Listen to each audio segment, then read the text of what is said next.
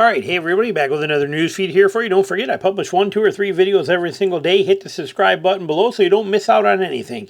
And this one here, Yahoo Finance. I do not understand this. This is pretty crazy and interesting, but it says 3 trucks to avoid buying in 2025.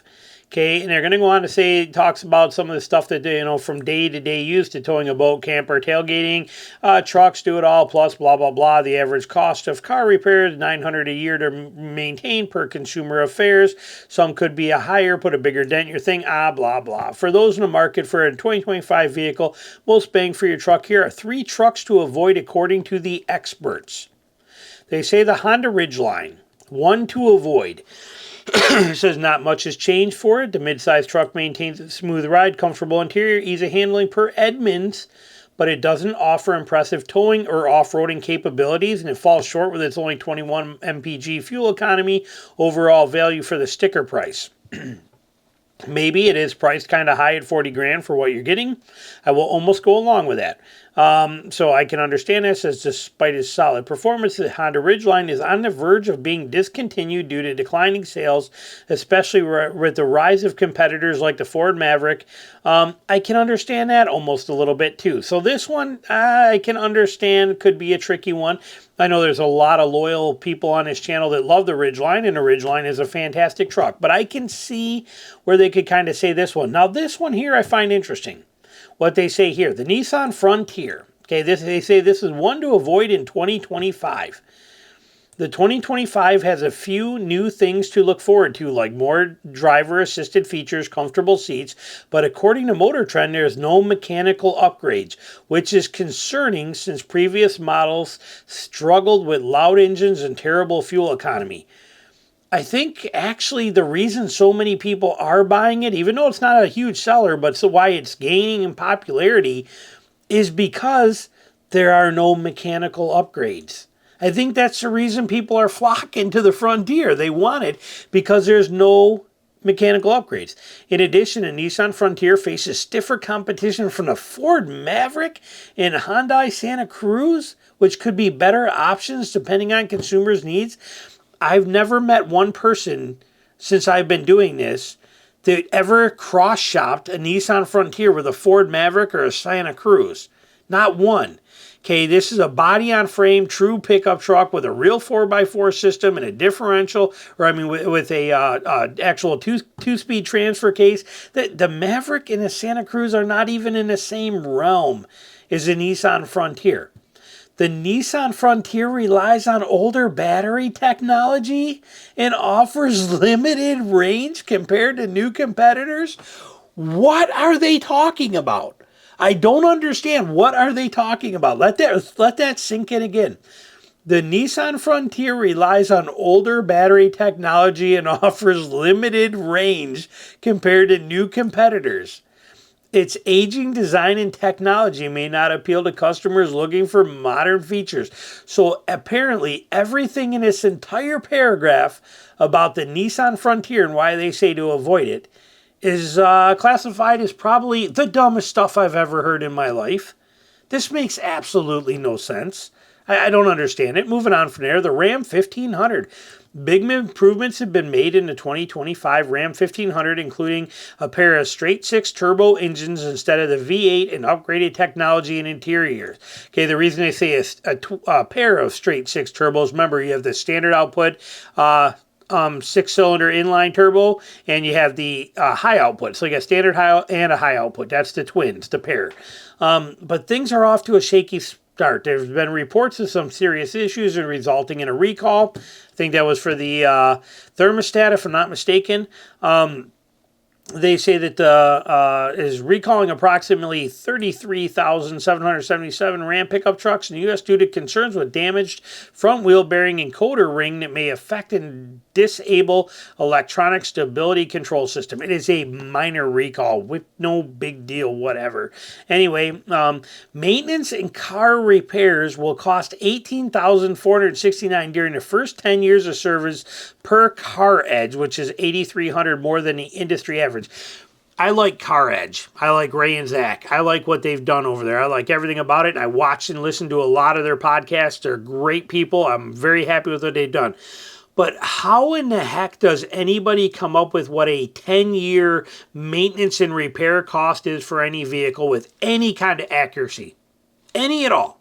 I just don't understand it. I cannot for the life of me figure out how they come up with this and how it makes any sense whatsoever. But it does, and it's there, so I guess we go by it. But however, it says here, Dylan warned that buying a new model could cost even more. The issues could pose safety risk and lead potential repair costs, he said.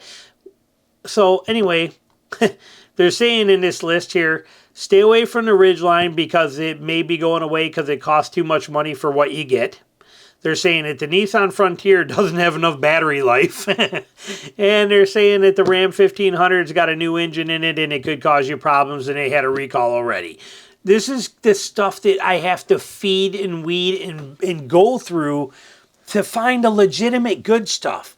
This is part of my day that is exhausting, is to have to read crap like this. It's just overwhelming. And yeah, I guess maybe I shouldn't even shared it, but I wanted you to see how ridiculous some of this stuff is that's out there. Let's move on from that. What else we got here?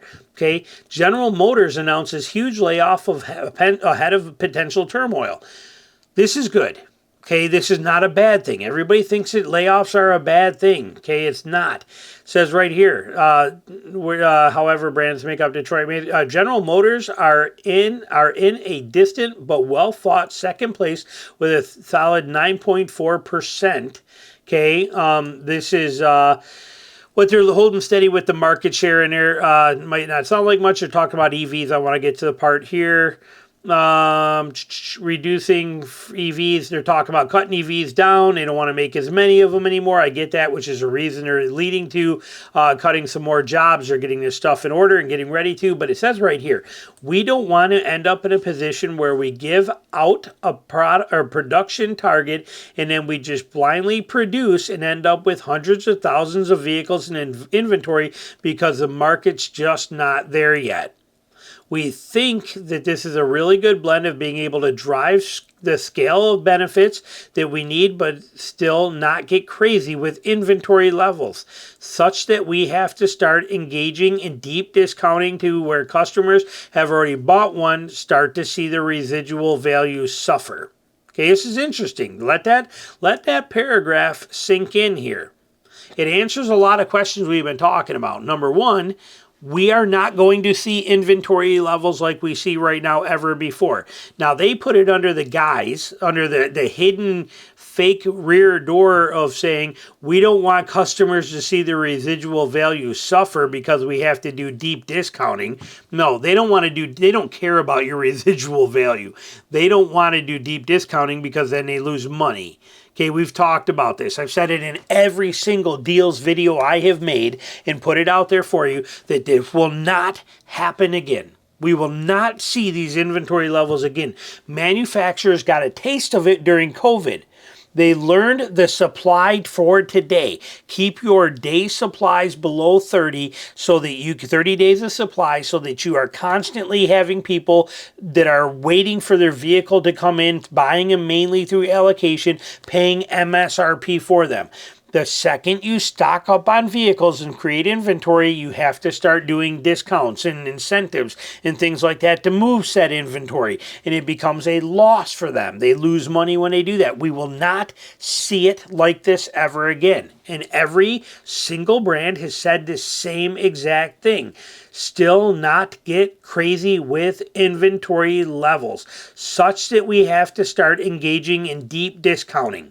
It will not happen no more. They're not going to do it. It's going to be like when you go to the grocery store and the average person today. It is give it to me now, supply it now type style. Okay, it is not have it available, let it sit, pay floor plan leasing. Those days are coming to an end. If you need a new truck, buy it now. You will not get these deals later on. So, and then they also said right here, despite reporting positive earnings during the third quarter of 2024, General Motors is drastically reducing its worldwide headcount. According to reports by Automotive News and CBC, over 1,000 people across General Motors' worldwide operations will be impacted by layoffs, mostly affecting in North America, just like Nissan is doing. They are not going to keep making vehicles and then having them sit there. Okay, this is a good thing from a company standpoint. It's going to help GM here. But they had another sentence in here that interests me, and I wanted to bring to your attention. They are going to streamline operations that may impact layoffs.